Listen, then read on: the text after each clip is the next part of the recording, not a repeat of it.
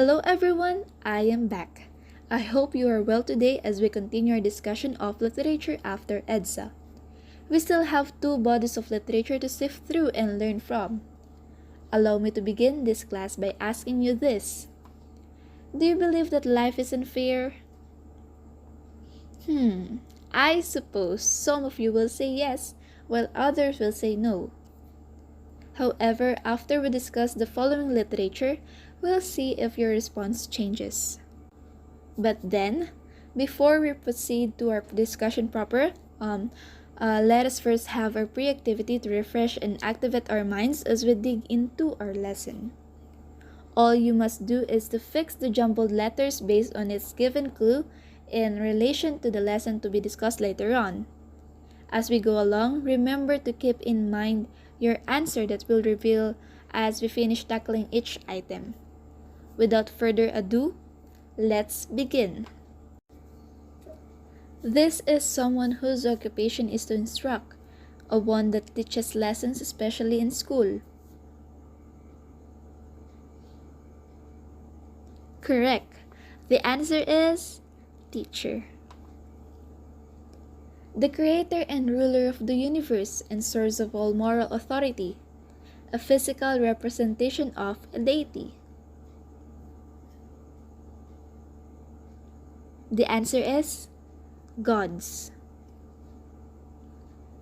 A person who manages or superintends an organization or activity, someone who is the top executive in the school or the CEO. The answer is superintendent. An act of visiting or an instance of being visited for the purpose of inspection, examination, and or evaluation. The answer is visitation. And last, a person who supervises a person or an activity, someone who oversees a group of people or an area of work and who makes sure that the work is done. The answer is supervisor. Teacher, gods, superintendent, visitation, and supervisor. These words are related to the first literature that we are going to discuss today, which is the Visitation of the Gods. And now let us recognize the author of this literary piece. The Visitation of the Gods was written by Hilda Cordero Fernando, who is a multi-awarded writer, publisher, and cultural icon from the Philippines. She was born in Manila, has a bachelor degree from St. Teresa's College, Manila, and masteral from the Ateneo de Manila University. She was born on June 4, 1932. She started off as a writer and was awarded the Palanca Award for Literature several times. She has also written and illustrated children's books and has two landmark collections of short stories, The Butcher, The Baker, and The Candlestick Maker in 1962 and A Wilderness of Sweets in 1973. These books have been compiled and reissued later as Story Collection in 1994. Another book, Philippine Food and Life, was published in 1992 under her name. Hilda Cordero Fernando collaborated with Alfredo Rosas on Filipino Heritage, a 1978 10-volume study of Philippine history and culture published by Lahing Pilipino. Following that, she founded GCF Books, which has published over a dozen books on various aspects of Philippine culture and society. She has also worked as a visual artist, fashion designer, playwright, creator of contemporary art, and producer. In February 2000, she released Luna, an Aswang Romance, a massively successful extravaganza.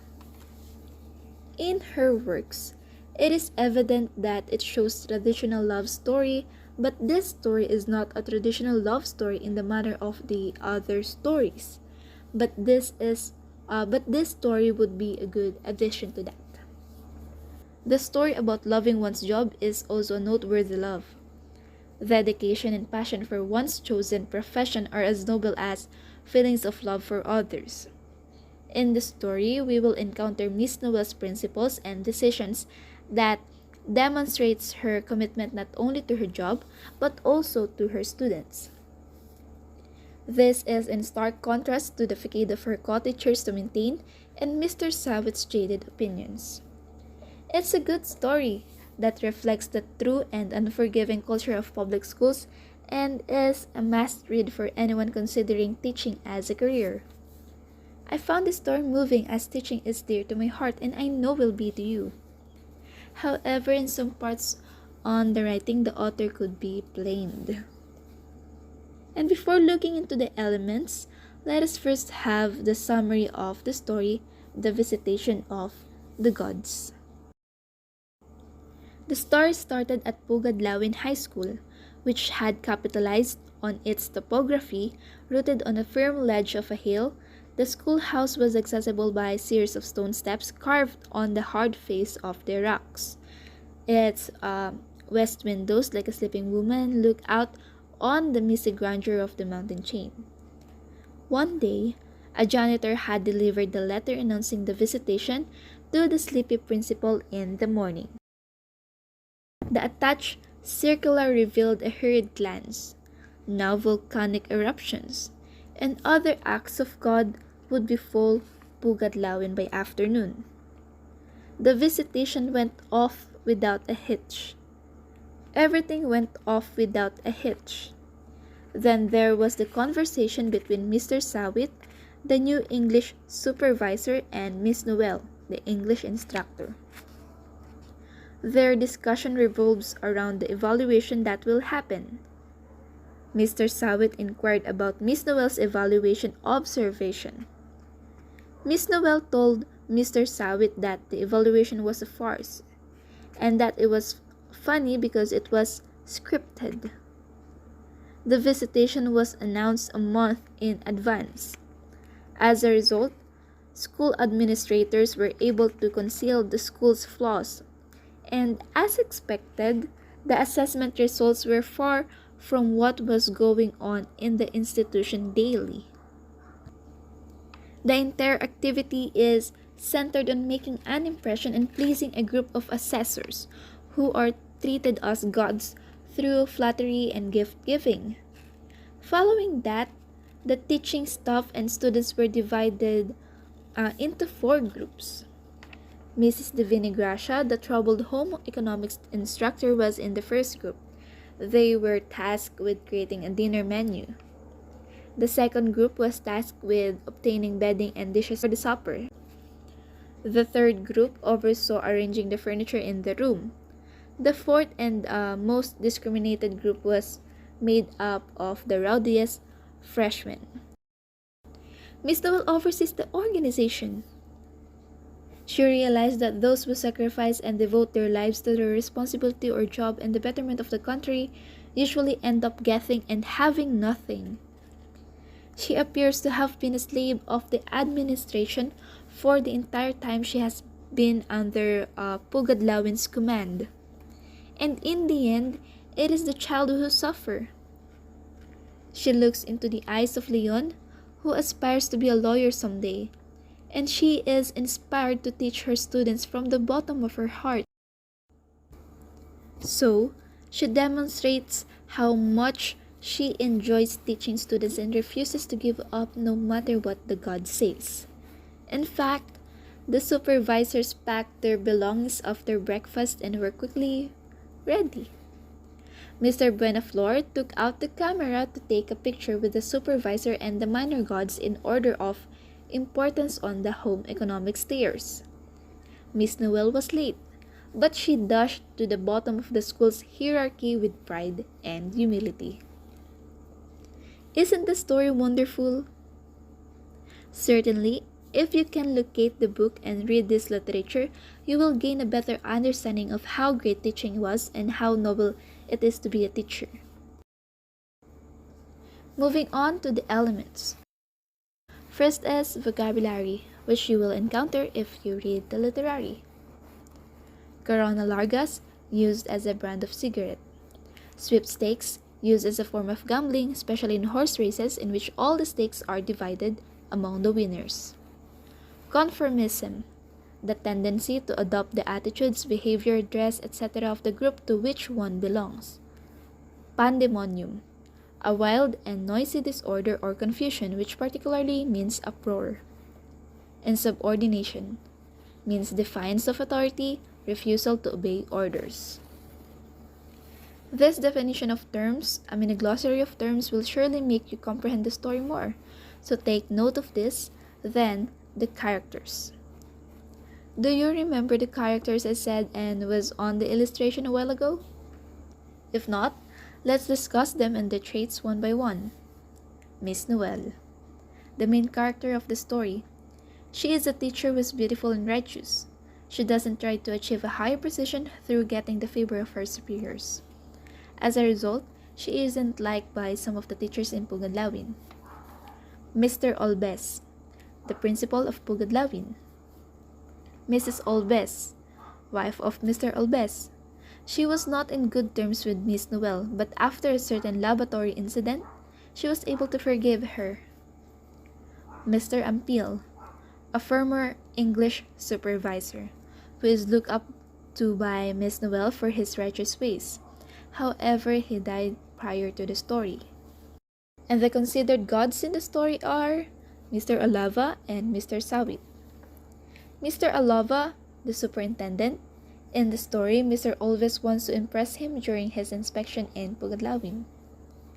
Mr. Sawit is the new English supervisor who replaced Mr. Ampil.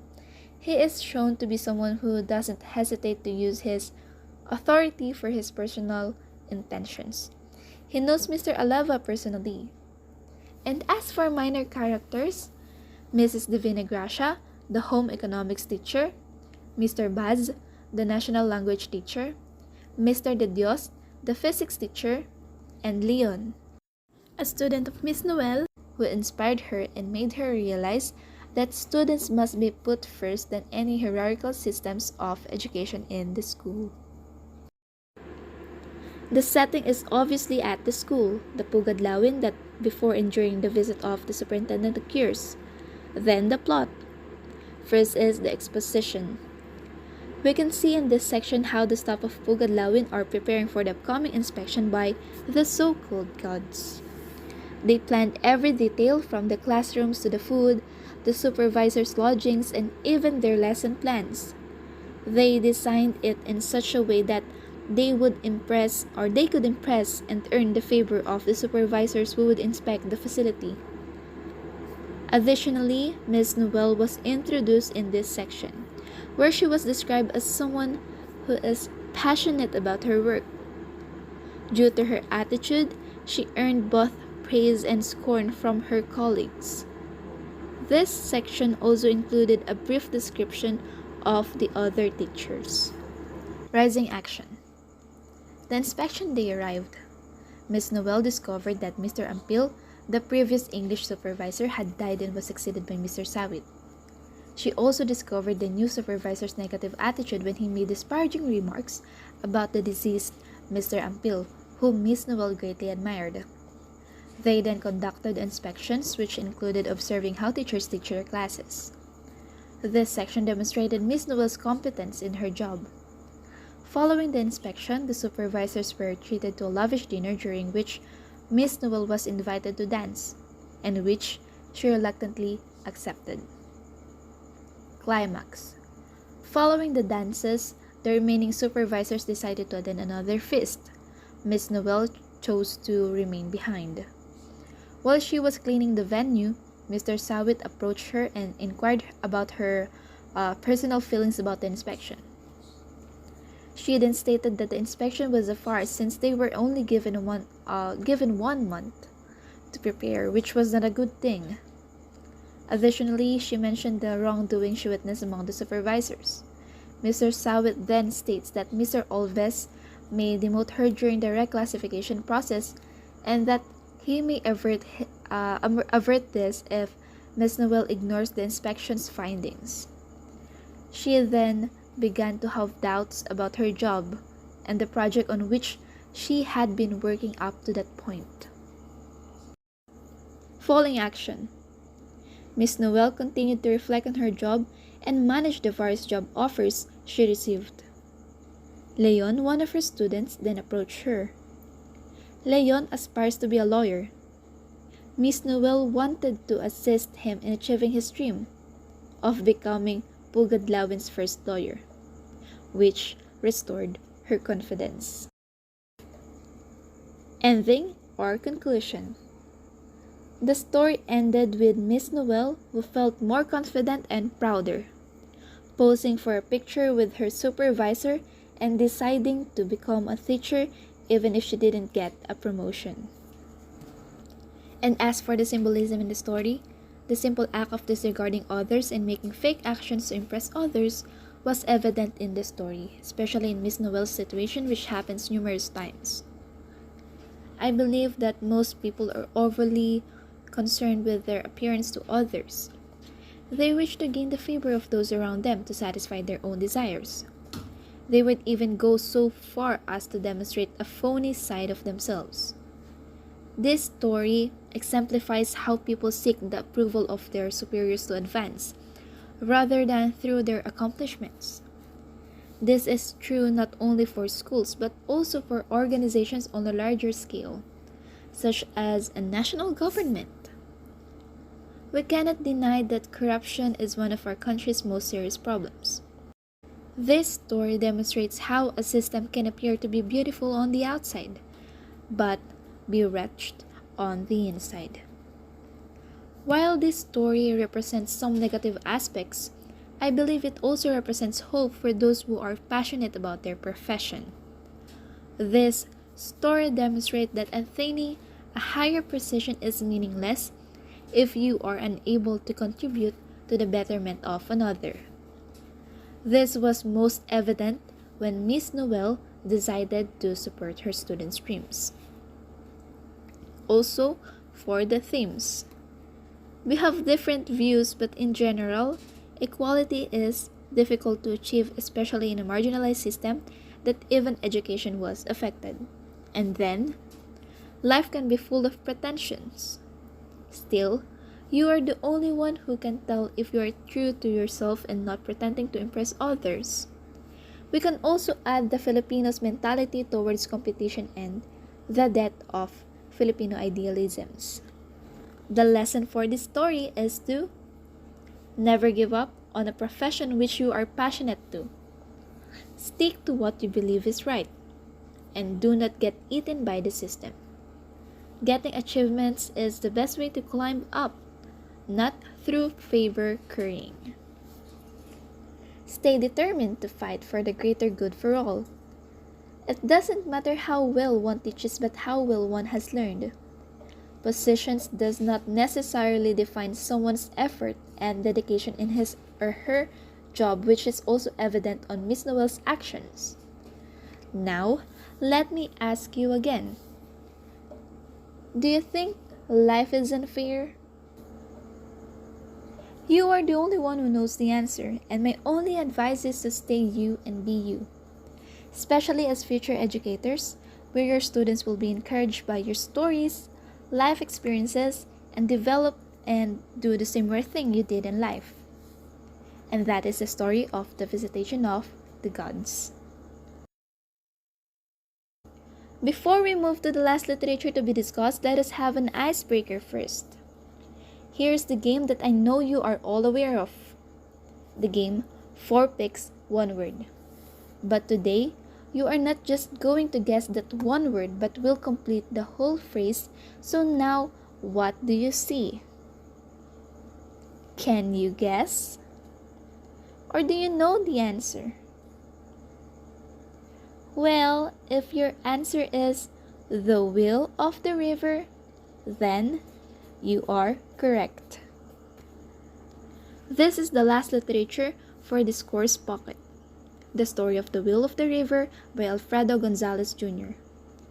Alfredo Q. Gonzalez Jr. was born on May 23, 1946. He is an educator, essayist, and a well-known civic leader in the Central and Western Visayas.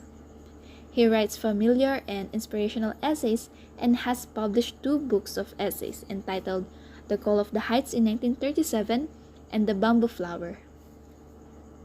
The essay The Will of the River talks about the life of man on earth. The river is likened to a person's life. The essay describes a man walking the length of a river with a friend and his son. He notices as they walk that the river is invisible at one point, as if it has vanished underground or something, because no matter where he looks, it is undetectable. In some places, the river appeared small or weak, but he knew that it was strong and flowing further down, closer to the ocean. And to help us visualize the essay's flow, here is a video to watch that illustrates the sequence and occurrences in Alfredo Gonzalez Jr.'s story The Will of the River.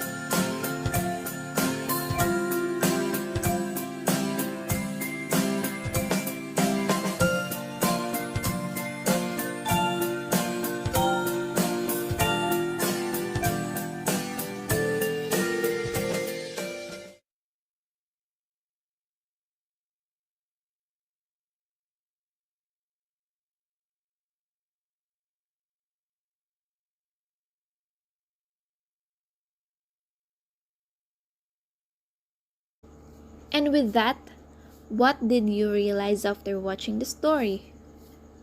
What did you feel? Overall, the essay's significance is that it contains wonderful symbolism about life. The mountains represent the divine source, the river represents one's life goal, and the stones represent the impediments that stand in the way of our earnest attempts at success. Our lives should be like the river in the essay, which flows continuously regardless of the number of stones. There are only two ways to face challenges in life, and that is to either overcome them or be overcome by them.